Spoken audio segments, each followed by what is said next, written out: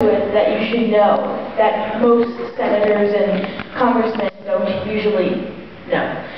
But, so basically, you would censor the piracy sites and the porno sites, but what about the rest of the internet?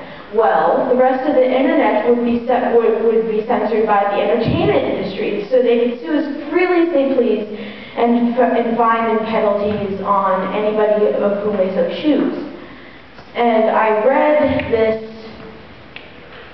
act myself, and as an interweb user and very avid YouTuber, I would like to say that I don't really like the way it's going, and I worry that it might take us onto a road where our internet is governed governed by the entertainment industry like it is in China.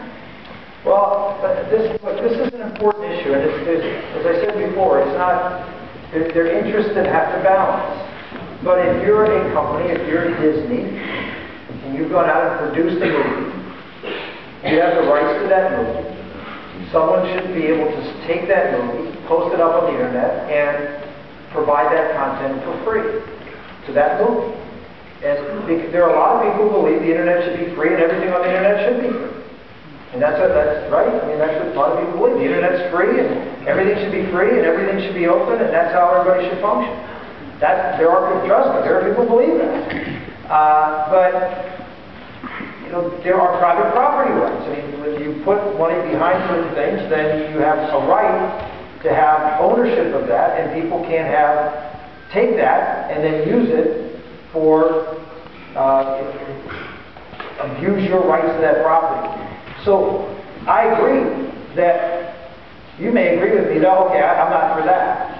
Well, okay, so there is a line. It's not absolute. You can't just go out and, you know, take somebody's content that they own and publish it yourself and make it available to everybody if they want to charge for that content, which of course they have to do, otherwise they won't make that content anymore. But my friend could be put in jail for 5 years because she sang a song, a cover of a song used with instrumentals. You know, like I said, these are really tricky, tough issues. I understand that. And all I'm suggesting is that this is why we go through a very laborious process within government on these issues. These are probably the hardest bills that I ever worked on when I was in the Senate were these issues of economic rights. We did it with telecommunications.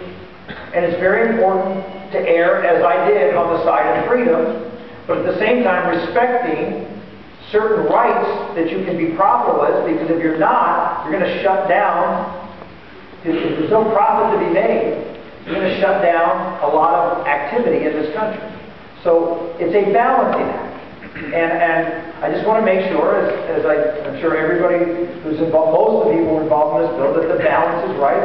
And this is a tricky subject, and I'm not too sure I feel confident to be able to say I have the answer on how to do that at this point.